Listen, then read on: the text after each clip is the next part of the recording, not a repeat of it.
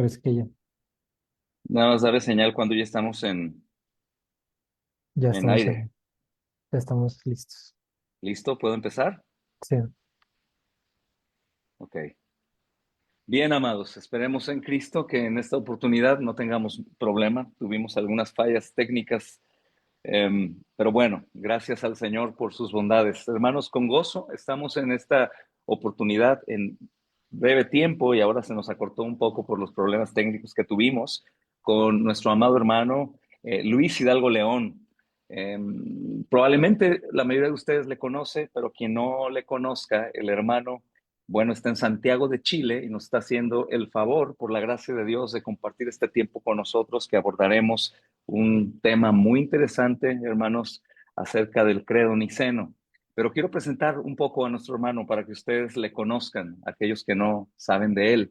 El hermano estudió en Master Seminary en los Estados Unidos, tiene la licenciatura en Ciencias Políticas por la Universidad Diego Portales de Chile y actualmente también está cursando un diplomado en Teología Histórica en los Centros Teológicos Bautistas LATAM. El hermano Luis fue llamado al ministerio, ya casado, y sirvió como pastor en Perú.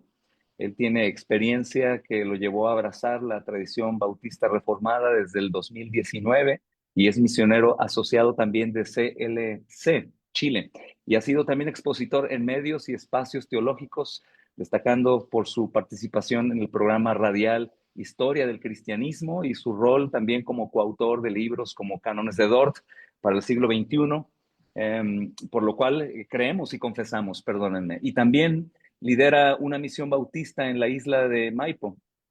Es capelán eclesiástico y enseña historia del cristianismo desde su espacio para que le sigan @Luis Hidalgo León .historia.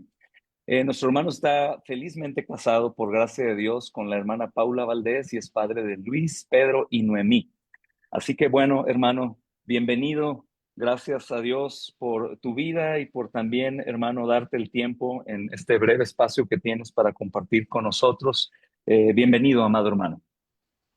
saludos, pastor. Es un placer para mí poder estar en este espacio. Gracias por la invitación y rogar a Dios que no haya ningún detalle técnico. Siempre pasa con esto. Así que el Señor pueda más al darnos este espacio de manera fluida y bueno, lo que Dios nos permite hacer en esta casi una hora, vamos a poder entregar con mucho gozo alguna enseñanza. Es muy poco, la verdad, una hora, un poquito menos, muy poco para todo lo que me gustaría expresar en torno al credo niceno, y si bien el credo es un cuerpo, ¿no? Doctrinal expresado de manera credal, ya lo podemos recitar en algunas iglesias, pero tiene todo un trasfondo histórico. Así que estoy listo ya, pastor, cuando usted me diga.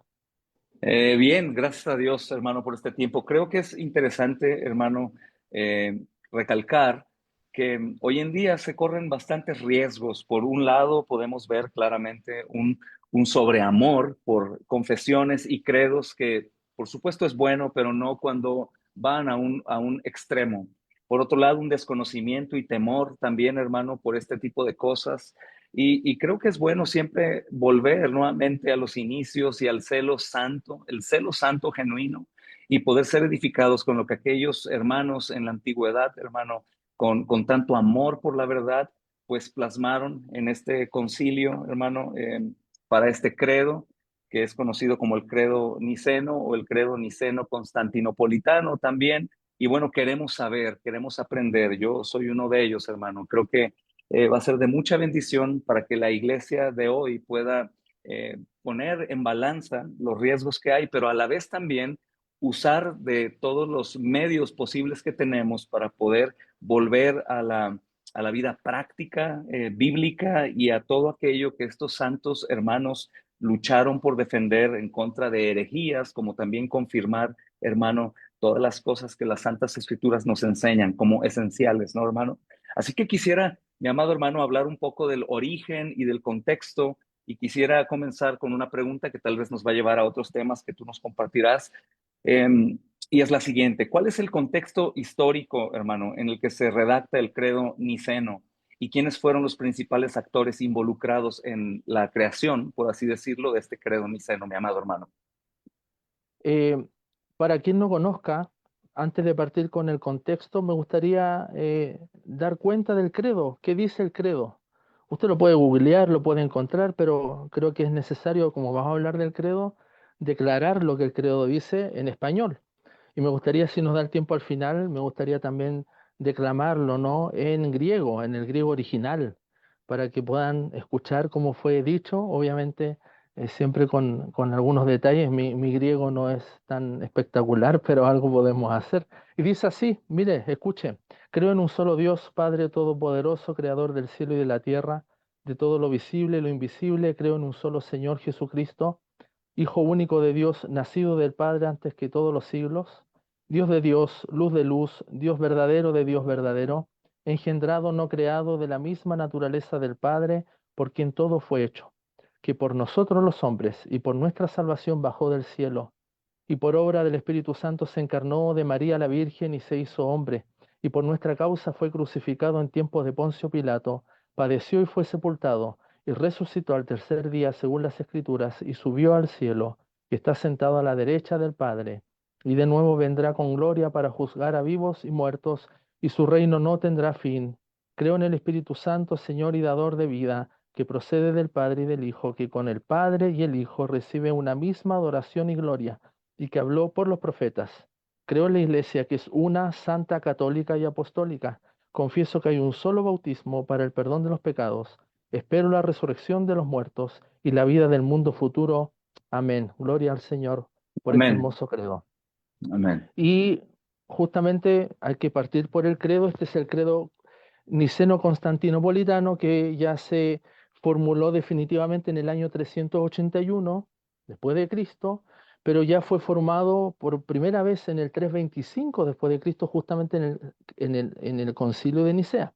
Mis hermanos, por lo menos hay dos credos a nivel universal cristiano que nosotros debemos estudiar y defender y declarar en nuestra liturgia, en nuestra vida práctica. ¿Cuál es el primero? El credo de los apóstoles, ya que era una fórmula bautismal para los nuevos creyentes, y el credo niceno, que es el que acabo de declarar. Pero en el 381 este credo se le añaden algunas cosas más que vamos a ver enseguida. Por eso definitivamente el credo niceno-constantinopolitano, que es el que acabo de declarar, es el credo definitivo, pero entre medio, entre el 325 y el 381 ocurren muchas cosas. Pero antes del 325 ocurren otras muchas cosas más. Así que si me permite, vamos a empezar. En cuanto al contexto, pastor, el imperio en el siglo III, siglo IV estaba muy decadente, sobre todo el siglo III, muy decadente. Y Diocleciano, que era el emperador, él encontró que había muchas rencillas internas, guerras civiles internas, y él hace una fórmula para que el traspaso de poder sea lo menos traumático posible. Y él divide en dos grandes, ahí viene la división, Imperio Romano de Oriente, Imperio Romano de Occidente, viene con él. ¿Ok? Pero dentro de estas dos divisiones también se subdividen en cuatro, en una tetrarquía. Y él pone a Augustos en este caso, en los dos imperios, ¿no? En la división de estos dos imperios, seguían siendo uno, pero dividido en dos zonas, Occidente y Oriente, pero también pone a Césares. Y los Césares van administrando estas tetrarquías, o sea, estas cuatro subdivisiones, ¿ya?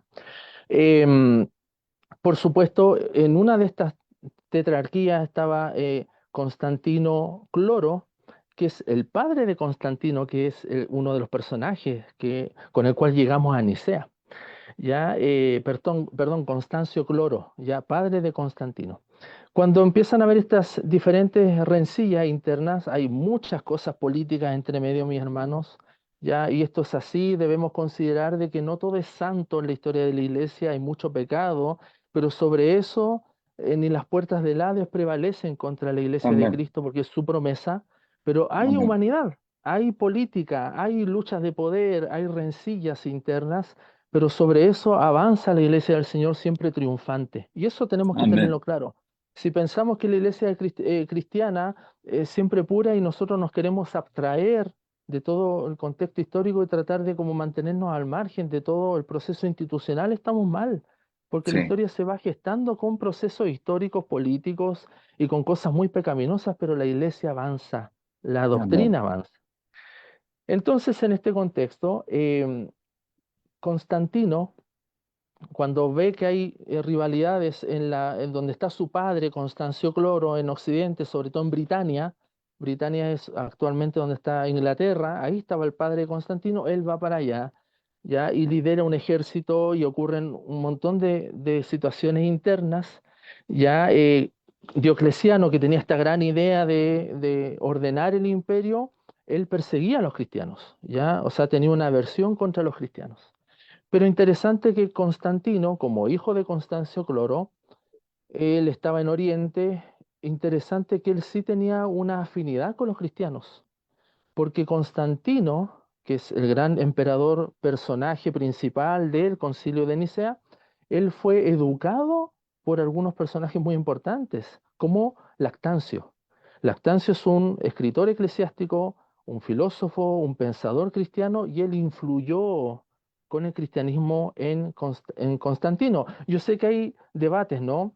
Hay autores como Eusebio de Cesarea, el primer escritor eclesiástico, que él hace una gran defensa de Constantino, lo pone muy alto como un cristiano elevado, pero también lo hace Sócrates, el escolástico o Sócrates de Constantinopla, otro historiador del tiempo de Constantino, y también habla muy bien de Constantino. Pero hay otros historiadores más modernos que ponen muy mal a Constantino, diría yo. Por ejemplo, uno de ellos, Paul Johnson, deja muy mal a Constantino, que no hubo un verdadero cristianismo en él, y eso está en debate. ¿Ok? Pero él fue guiado por Lactancio y hay una influencia, ¿ya? Y probablemente Constantino conoce al cristianismo, al Señor, y lo hace después su madre, y después vamos a ver cuál hay una manera muy mística en cómo Constantino también llega a conocer el cristianismo.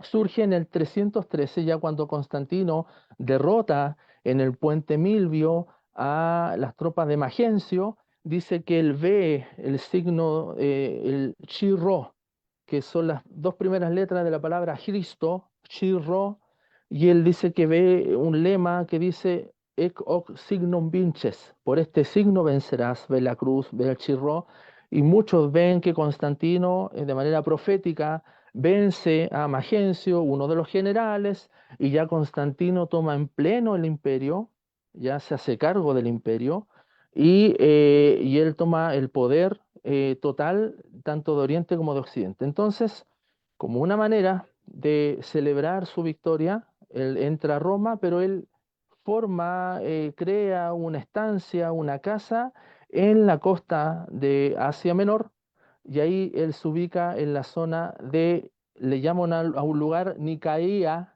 que significa ciudad de la victoria, y ahí está que conocemos nosotros la ciudad de Nicea, en la ciudad que va a ser protagonista después de este gran concilio en el 325.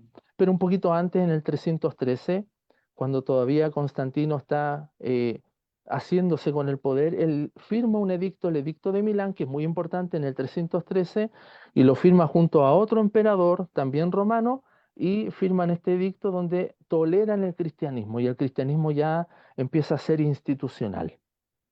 Ese es el contexto, ¿ya? Entonces, ¿qué pasa? Para mantener un poco la paz interna, Constantino empieza a ver que hay ciertos detalles de creencias que se están dando sobre todo en Alejandría, y ahí tenemos a personajes como Alejandro de Alejandría, obispo de Alejandría, y un personaje llamado Arrio, que era un obispo nacido probablemente en Libia, en el norte de África, y también tiene un cargo eclesiástico en Alejandría, y ahí empieza a haber una lucha teológica con ciertos postulados que vamos a ver enseguida. Me estoy adelantando un poco, pero voy un poco rápido, pastor. Ese Está es el bien, contexto. gloria a Dios, hermano. Eh, Hermano, en ocasiones se menciona que este credo fue elaborado por un concilio ecuménico, mas Sí, de pronto yo no he encontrado como tal esa definición de ecumenismo como hoy lo conocemos, porque justamente las ideas de Arrio pues eran terribles, sobre todo en la doctrina herética de que sí. el Señor Jesús no era Dios, ¿no? Mm. Entonces, este concilio ecuménico llega prácticamente a dejar de ser ecuménico en cierta forma, al menos en cuanto a la doctrina que Arrio abrazaba de que el Señor Jesús no era Dios, ¿cierto, hermano? La palabra ecumenismo, que es muy mal vista hoy en día, la podemos reducir a temas políticos o Ujú, cuando hay un culto ecuménico para dar acción de gracias, por ejemplo, en el aniversario de un país, ¿no? Acá en Chile se realiza un culto ecuménico y se hace un culto donde se convoca a las iglesias cristianas y se eleva una gratitud a Dios. Creo que eso responde a algo programático, pero el concepto ecuménico es un concepto correcto, habla de un diálogo. De hecho, el concepto ecuménico o ecuménique tiene que ver con algo total, algo general. Es muy similar al concepto catoliqué en griego, tiene que ver ujú, con algo general que reúne la opinión general, en este caso de la iglesia. Ahora, Arrio era un obispo cristiano, tenía una vida ascética, tenía mucha popularidad en Egipto, y él usó una fórmula llamada las talías, que eran como una especie de poesía donde él transmitía sus enseñanzas. Él era también trinitario, ojo, él era trinitario, ya servía al Señor, pero obviamente el entendimiento trinitario que él tenía chocó con lo que se venía creyendo desde siempre, desde el Nuevo Testamento sobre todo, porque tenemos que decir, el concepto de Trinidad no aparece en la Biblia, es un concepto metabíblico que nos ayuda a entender que Dios es un Dios Padre, Hijo, Espíritu Santo, ya que es un Dios en tres personas, pero con una sola esencia. ¿Ya? Y eso lo afirmaron todos los padres eclesiásticos, los padres apostólicos del primer siglo, segundo siglo, los apóstoles, ¿no? De hecho, Orígenes de Alejandría en el siglo III influye mucho en el pensamiento tanto de Arrio como de Alejandro, ¿ya? Pero ahí donde toman de él, porque Orígenes, no me gustaría decir mucho más de Orígenes, pero Orígenes sí creía que el Padre era eterno, el Hijo era eterno y el Espíritu Santo, ¿no? Y coexistían. El Hijo no era creado, como sí lo afirmó Arrio. Entonces, Arrio tiene una fórmula, ¿no? Que él plantea y eso predicaba en sus talías y llamaba mucho la atención ahí y eso chocó con lo que postulaba Alejandro, que era el gran obispo de Alejandría, porque Atanasio aparece después. Atanasio era un diácono, un asistente de Alejandro que van juntos después a Nicea. Pero cuando Arrio postulaba su enseñanza, decía, hubo un tiempo, y este es como el gran resumen de la teología arriana, hubo un tiempo donde el Hijo no existía. Ese es el ujú. gran resumen de la teología de Arrio. Hubo un tiempo donde el Hijo no existía y eso chocaba con todo lo que se creía atrás. Tertuliano, que fue el primero que ocupó el concepto de Trinidad, y después Orígenes afirmando y todos los demás padres de la Iglesia afirmaban esto. Entonces Arrio dio un golpe a lo que se venía creyendo, donde el cristianismo venía creyendo siempre. ¿Ok? Entonces, eso hay que arreglarlo. Este conflicto se masificó y llegan ya viendo Constantino lo que estaba pasando en su imperio, él tiene que arreglar las cosas domésticas y él convoca, y eso también da cuenta de lo que sucede, ¿no? En la relación iglesia-estado, convoca un concilio. Ok, hermano. Entonces, creemos que el propósito principal del Concilio de Nicea no es precisamente atacar esta controversia que se levanta por esta postura que Arrio Sí, tuvo, hermano. Sí, sí, es directamente contrarrestar un concilio que duró varias semanas, donde fueron convocados obispos de distintas partes del mundo, ¿no? Conocido, y era justamente contrarrestar la doctrina arriana. Y ahí se van dando eh, partidos pro-nicenos y pro-arrianos. De verdad que, hermanos, hay mucho detalle en este concilio y posterior al concilio siguen habiendo muchas luchas entre el partido arriano, semi-arrianos y los pro-nicenos. Hay lecturas distintas. Por ejemplo, Eusebio de Cesarea como el gran historiador del imperio y que alaba a Constantino, él no era absolutamente niceno, él tenía un entendimiento más similar a Arrio que a Nicea, pero es el gran historiador de la iglesia. Entonces, hermano, en esto no es tan absoluto las posiciones, se van dando matices y que son muy técnicos también de explicar en una hora sí. ya, pero sí se van dando tecnicismos y ahí donde la ortodoxia, y ahí aparece ya la figura de Atanasio, por sobre Alejandro, aparece la figura de Atanasio para, en el fondo, afirmar, ya, y probablemente el gran concepto de Atanasio y que aparece en el credo de Nicea 325 y de Constantinopolitano en el 381 es el concepto quizás principal, el homoousios, es decir, que Mm. el Padre y el Hijo es de la misma esencia, no Amén. una esencia similar, no una esencia menor, sino ontológicamente son iguales. Cuando vemos que el tema de Nicea se remite solo a lo cristológico, en parte tienen razón. Ya lo que quiere decir Arrio es que Cristo tuvo un principio en algún momento, y ahí el gran pasaje que ocupa Arrio es Proverbios 8, ¿no? Que donde dice que la sabiduría fue creada por Dios en algún momento, y ahí él dice que ese es Cristo, y ahí Ujú, donde Atanasio y todos los demás dicen, no, mira Juan 1:1. En el principio era el verbo era Dios y el verbo era con Dios. Ya habla de preexistencia, coexistencia y autoexistencia de Cristo. Y eso se va contrarrestando. Hay un tema hermenéutico. Ya tienen la misma Biblia, pero entienden de manera distinta, y eso pasa hoy en día. Distintas claro. interpretaciones del mismo texto. Y ahí donde tenemos que, junto con la Biblia, echar mano a la tradición. Porque la tradición actúa como una garantía, como una frontera para entender bien, a ver cómo entendieron durante 2000 años este texto bíblico y no lo que a mí se me antoje. Por eso es tan peligroso, y Roma lo vio así después de la Reforma, que el hombre común y corriente, y como decía Lutero, un obrero del campo va a ser más potente con una Biblia que el mismo Papa.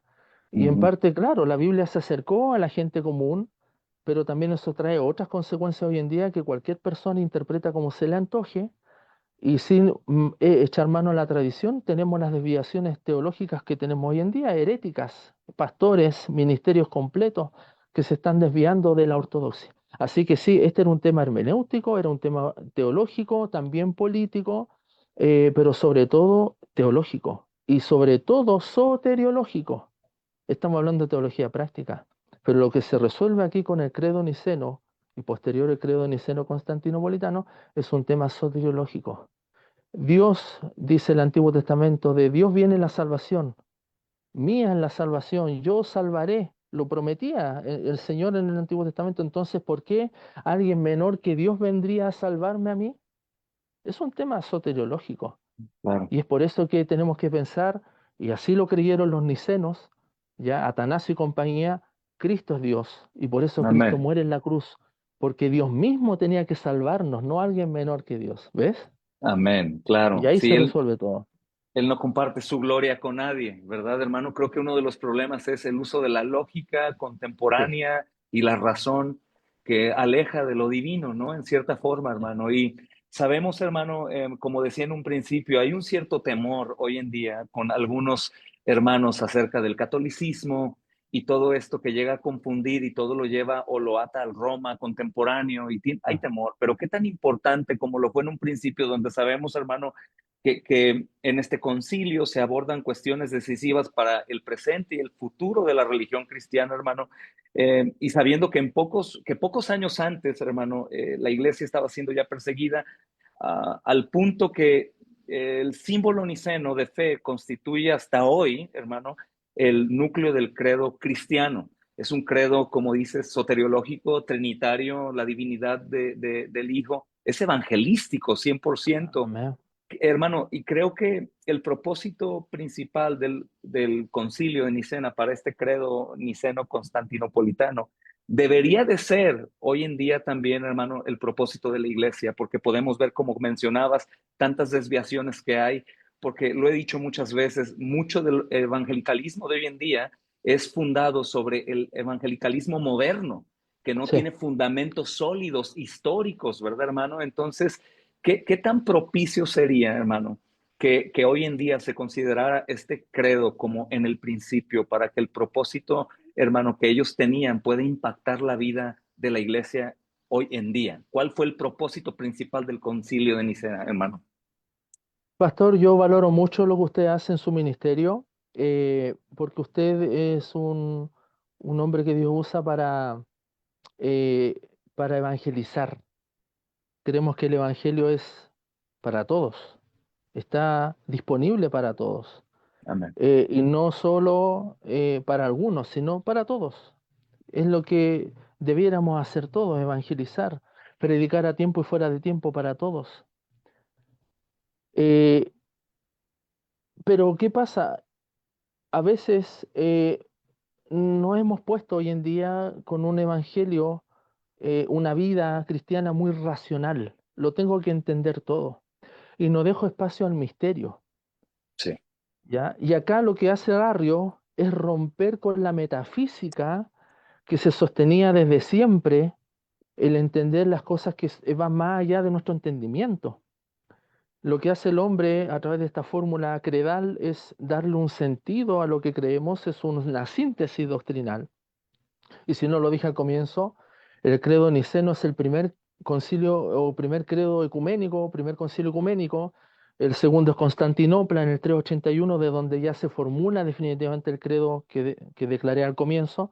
Pero después hay 5 concilios más, o sea, son 7 concilios que como cristianos deberíamos adherir, deberíamos creer, deberíamos enseñar, estudiar, pero no los consideramos. De hecho, yo que trabajo con literatura, hay muy pocos libros que traten de el credo niceno, no se habla mucho, ¿ya? Porque hemos dejado de que el cristianismo se transforme en algo netamente moral,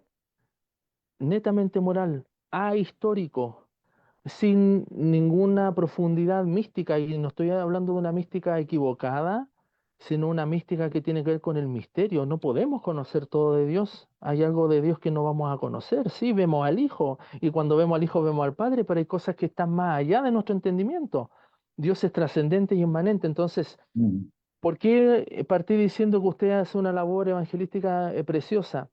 Porque qué bueno es que usted en su espacio puede abrirse a este entendimiento que quizás tiene una profundidad distinta de lo práctico que es predicar el Evangelio. Porque a veces queremos hacer lo uno y dejar lo otro.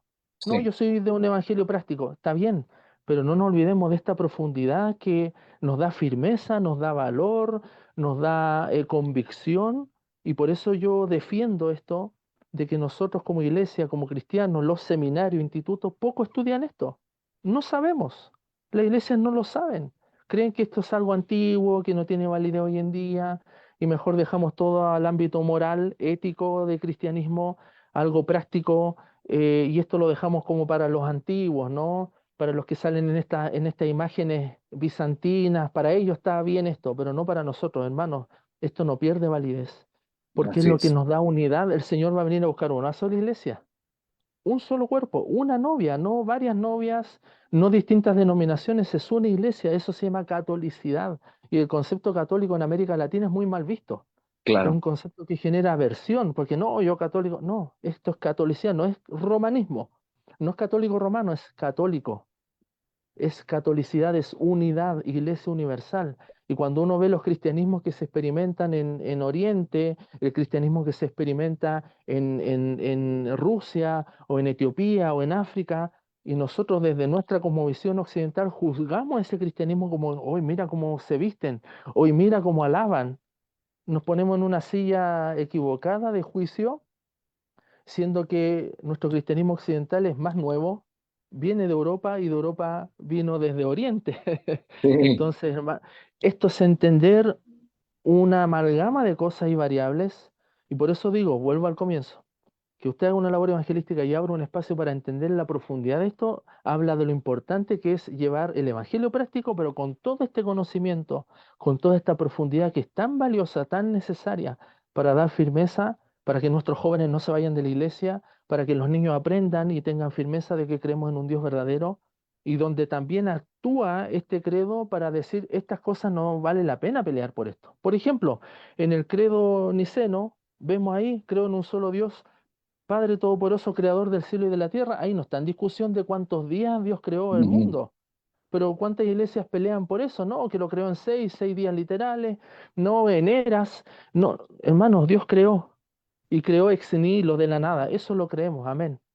Al Amén. final, creemos en la resurrección de los muertos y la vida del mundo futuro. Esa es la escatología del credo, no hay otra, si pre-tribulacional, con rapto, sin rapto, amilenial, no es esa la discusión.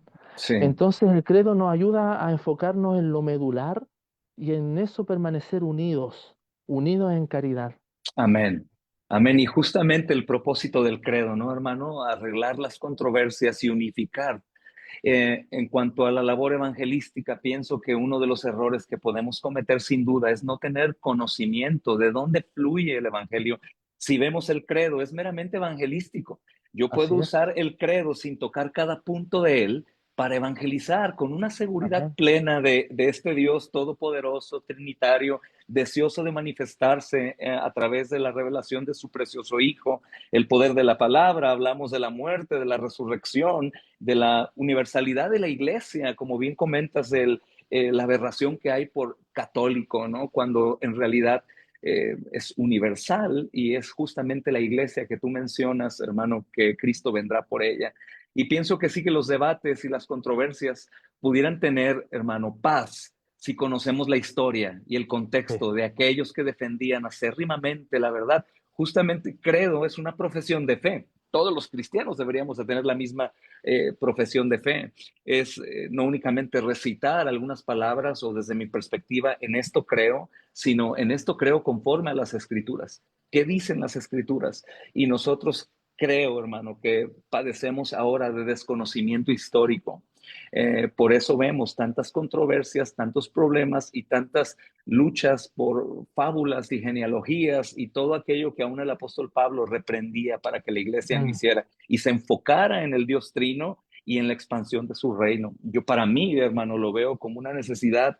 Necesito aprender mucho para poder enseñar y por eso, hermano, agradezco a Dios por tener esta conversación contigo. Bendito sea el Señor por su cuerpo, amén. hermano, por el cuerpo de Cristo.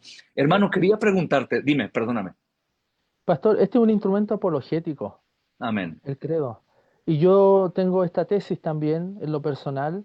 Creo yo que el echar mano de todo el contenido de la historia de la iglesia, de nuestro cristianismo, es el mejor antídoto ante la depresión personal, ante la falta de fe, de convicción, cuando vienen las dudas. A Sí. ver, algo me está jalando del mundo que me llama la atención. Cuando uno tiene firmeza en lo que somos, en nuestra historia, yo de verdad lo creo de todo corazón que es el mejor antídoto frente a todas las artimañas del enemigo. Porque decimos, Señor, tú eres un Dios maravilloso, has hecho todo de manera perfecta, tu iglesia avanza, usaste hombres pecadores y tú igual te manifestaste, te glorificaste, eh, y otros dieron su vida, fueron martirizados con su propia sangre, su cuerpo fue carne de sacrificio, al igual que Cristo. O sea, este es el mejor antídoto ante mis pequeños problemas de hoy en día. Y Y cuando viene definitivamente, alguien, y cuando viene alguien con otras ideas, otras enseñanzas, yo estoy firme, Señor, estoy claro, en la claro. roca de tu palabra y en la roca de la historia, de la huella que dejaste en la humanidad, que es la historia de la iglesia, es la gran huella. Ese es el testimonio que nos queda de Cristo, su cuerpo, cuerpo de Cristo, la iglesia. Claro, decía Pastor Charles Spurgeon, parafraseando un poco, que justamente el credo nos permitía ver lo que las escrituras enseñan esencialmente y a los nuevos creyentes les ayuda también a poder manifestar y defender su fe. El Amén. Señor Jesucristo nos dijo en Juan 17:3, ¿verdad? Conocerán la verdad y la verdad nos hará libres. Y quiero Amén. hacer énfasis, no estamos hablando que el credo en sí mismo pudiera considerarse superior a las escrituras. No es No, así, sino que el credo está manifestando la verdad absoluta de las escrituras. pero de Por eso manera es sintética, de manera claro sintética. y práctica. Y creo, Sí. mencionabas, hermano, que es apologético. De pronto yo tengo, tengo una lucha con ver cómo hay un sobreénfasis en la apologética sin necesariamente dar el evangelio. Y creo, hermano, que esta apologética es evangelística, porque Sí. precisamente está defendiendo no únicamente algunas posturas o percepciones de los hombres, sino está defendiendo la inerrancia de las escrituras, su suficiencia y también, como sabemos, la obra trinitaria de la salvación, Amén. la divinidad del Hijo, sin duda, lo que es la iglesia y todas estas cosas que vemos aún terminando en el credo con la resurrección de Cristo, que es el fundamento justamente para nuestra convicción de la verdad del Evangelio y de la victoria de Cristo, hermano. Amén. Hermano, tenía una pregunta también. ¿Cuáles crees que son, resumiendo aún más lo que el credo resume de las escrituras, cuáles son los puntos claves del credo niceno y qué lo distinguen de otros credos cristianos? Porque mencionabas que este debería de ser el credo de la iglesia, ¿verdad, hermano? Sí. ¿Qué es lo que distingue al credo niceno de otros credos, hermano? Cuando hablamos de credo, es como el gran paraguas. No sé si conoces el concepto paraguas, ¿no? Lo que nos Sí, cubre de la sí, lluvia, sí, ya.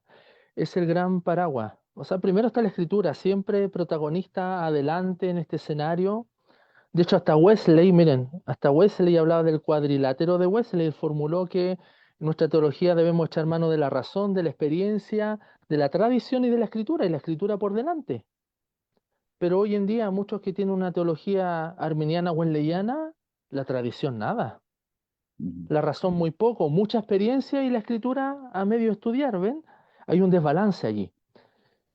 Pero a qué quiero llegar con esto? Es que eh, nosotros consideramos que el hecho de tener un credo, debajo de ese credo se van formulando las confesiones. Por ejemplo, el siglo de las confesiones es el siglo XV-XVI, sobre todo XVI-XVII diría yo, con la Reforma Protestante.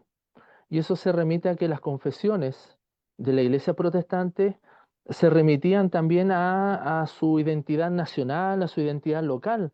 Cada ciudad, cada comarca, cada país empezó a formular sus propias confesiones. Pero todo eso iba por debajo del credo, todo eran nicenos. Sí, hubieron confesiones que surgieron que eran incluso antitrinitarias. Hubieron muchas facciones de la anabaptistas que dejaron de abrazar la Trinidad porque era muy abstracta, era muy mística y no la lográbamos comprender, por lo tanto, no la Trinidad. Imagínense, eso es un error herético. Pero todas las otras confesiones de la iglesia histórica, luterana, presbiteriana, la última de ellas que es la iglesia bautista, la de 1689, la última confesión, todas tenían la firma del emperador, del rey de turno, porque también daba una identidad nacional. Pero todas ellas, aun cuando no explícitamente aludían a los credos, como es el credo niceno, pero sí aludían al credo apostólico. Ya sí, lo que uno ve en el corpus de sus confesiones es absolutamente trinitario. Es como cuando uno ve, usted compare, ponga las confesiones históricas, ya, la confesión de Augsburgo, la de Westminster, los cánones de Dort, la confesión de Londres de 1689, póngalas al lado del credo y va a decir amén, amén, amén, amén, amén. Amén. Hay una perfecta coherencia. Porque los reformadores, nos pegamos un salto, ¿no? Desde el siglo cuarto hasta el siglo XVI, los reformadores consideraban de que esto era parte de la iglesia. A los reformadores, pastor, les acusaron de que la reforma formó una nueva iglesia, como que era la novedad. El catolicismo dijeron, ustedes son la novedad. Y los reformadores dijeron, no, nosotros somos parte de la iglesia apostólica que es una, santa y católica. No somos algo nuevo. Algo nuevo es peligroso, algo nuevo se desaparta de la tradición. Nosotros somos parte de la Iglesia Universal y ¿qué hacen? Leyeron a los padres, citaron a los padres en sus escritos, en sus confesiones, el credo niceno, el credo apostólico, lo citaron, lo estudiaron, echaron mano de la tradición para no ser acusados de que los reformadores eran algo nuevo, como una secta. No, somos parte de la iglesia verdadera, y ustedes están equivocados. Roma, ustedes están equivocados.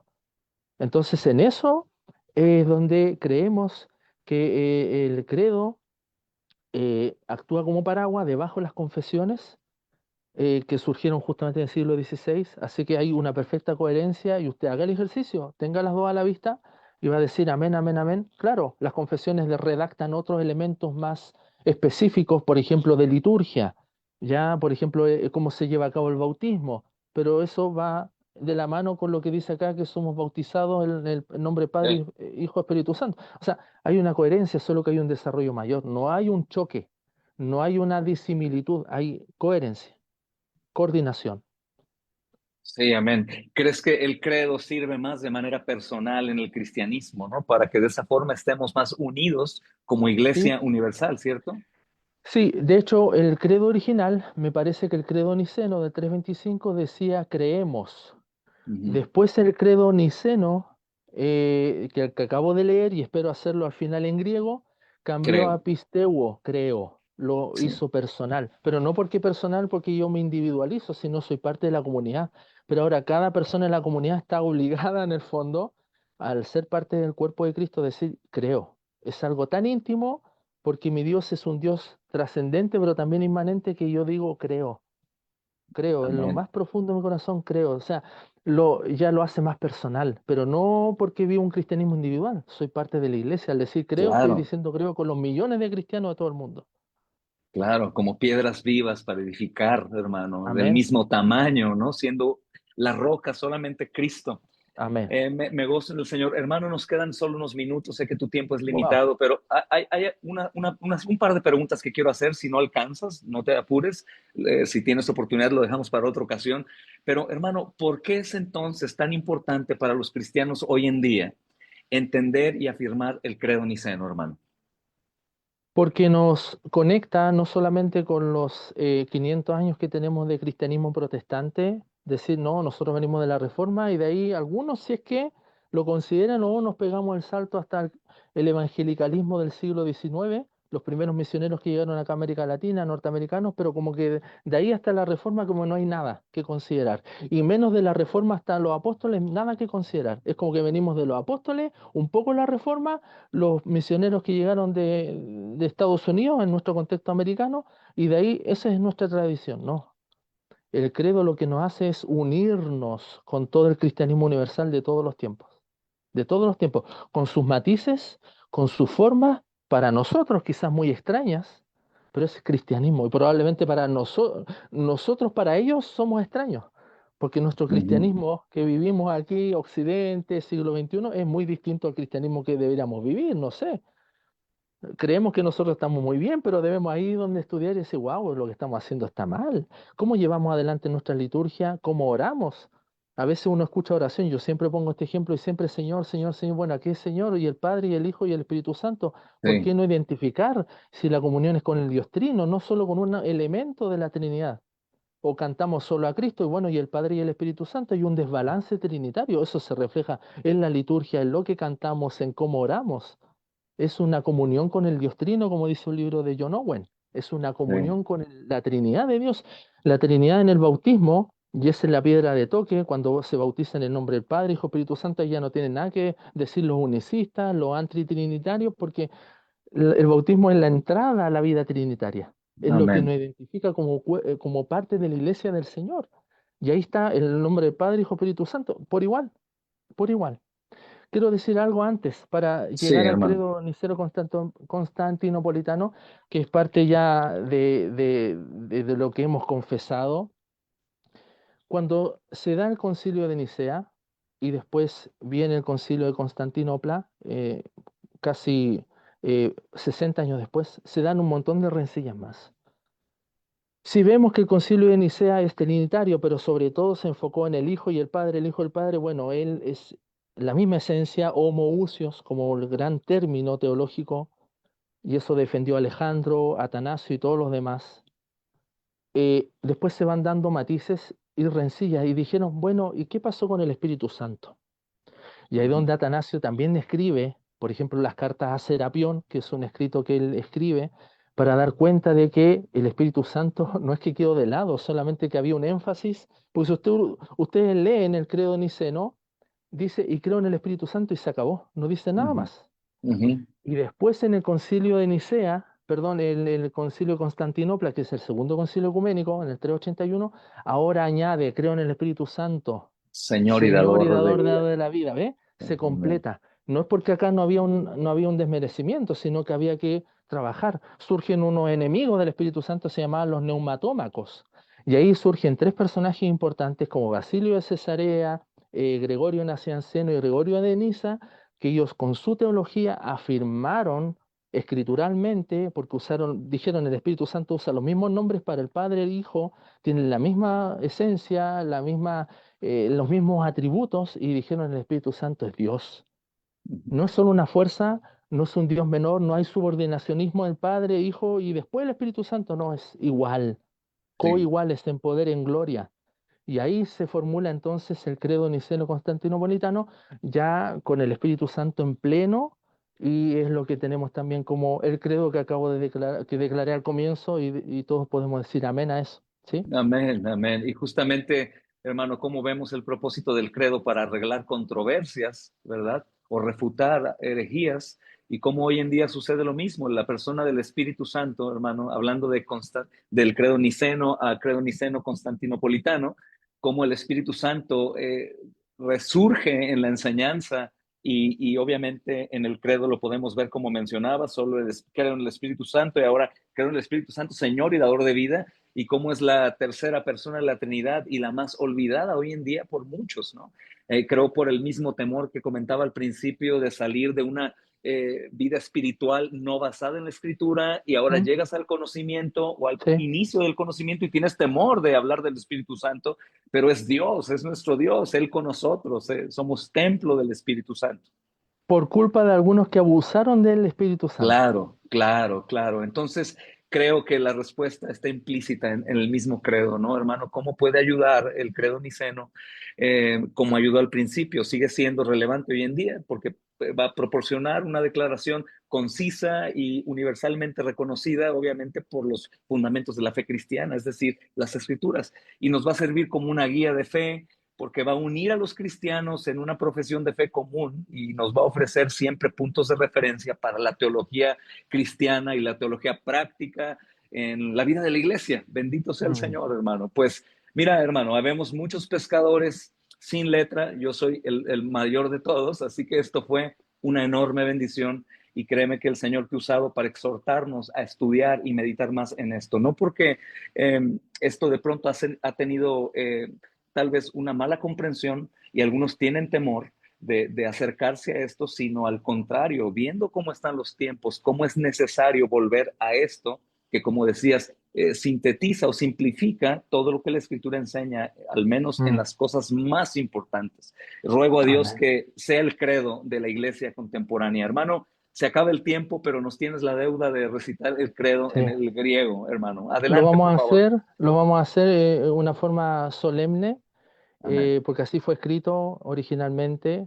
Perdonen mi griego rústico, pero es justamente para comenzar con el credo, cerrar con el credo. Hubo muchas cosas que no se pudieron decir por el tiempo, pero yo le oraba al Señor, Señor, que este programa, lo que se ha hecho, no porque este es el mes de mayo, el mes del Concilio de Nicea, 1700 Ujú. años, por eso el Señor me ha permitido hacer varias cosas también acá en Chile, para un poco enseñar, ¿no? El sábado estuve con la Iglesia Metodista Pentecostal, porque hay hambre de conocer y hay cosas que no se conocían. Gloria a Entonces, Dios. es una manera de volver a las raíces.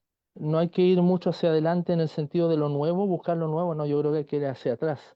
Yo Así creo que es. hacia atrás en el cristianismo es donde más cunde, Sí, donde ahí sí, amén. encontramos más fortaleza para nuestra fe. Y para terminar, decía, ¿no? Fue escrito así el credo en griego, dice así, pisteuo eis enadeon patera, pantocrátora, poieten, uranú caiges, oraton te panto kai oraton, caigeis ena curion, iesun Christon, ton yitho teu, ton monogene, ton ectu patros, genetenta pros panton ton aionion, fos ec photos, theon aleteinon ec deu, aletinu genecenta ou poietenta homousion to patri, diu tapanta, egeneto. Ton diemas tus anthropus kai diaten emeretan zoterian caselsonta, ecton uraton kai sadorcenta ec pneumatos agiu kai marias tes parditenum kai, en anthropousenta sourofrenta te uper emon epi pontiu pilatu kai pathotan kai tafenta kai anastanta tetrite emera cata tas grafas, kai en el zonta geistus uranus kai catezomenon e dein tu patron, kai palin erhomenon metadoxes crinai zontas kai necrus, hutes basileias huc, estai telos. Caiges neumaton aion, tu curion, tu son apoyon, tu ec tu patros, ec poreumumenon, tu sun patri cae gios, sum proscunomenon kai sum dansotomenon, tu la lesandia ton profeton, Gesmian, agian, catholiquen, kai apostoliquen, ecclesian, homólogo en baptisma geis, jafesin amartion, pros doco anastasin necron, kai zoen tu melonetos aionios. Amén. Amén. Gloria al Señor, hermano. Pues Amén. gracias a Dios por este tiempo. Gracias a Dios por tu vida, amado hermano, por la humildad al enseñarnos, hermano, y el amor que nos manifiestas a través de dar tu tiempo para nosotros y para la gloria de Dios. Pues a todos, amados hermanos, bendición trinitaria, que la gracia de nuestro Señor Jesucristo, el amor de Dios, el Padre y la Amén. comunión con su Santo Espíritu sea con todos ustedes. Espero y ayúdenme a orar para que nuestro hermano vuelva a estar con nosotros en otra ocasión, con el favor de Amén. Dios, si Él nos permite. Bendiciones en Cristo, amados hermanos. Gracias, amado pastor. Dios les bendiga, muchas gracias. Y como diría Basilio de Cesarea, el gran Capadocio, gloria al Padre por el Hijo mediante el Espíritu Santo. Dios les bendiga, Amén. mis hermanos. Bendito sea el Gracias, pastor. Señor. Amén. Esperando verte en Chile de nuevo o tú en México, mi amado hermano. Amén. Bendiciones.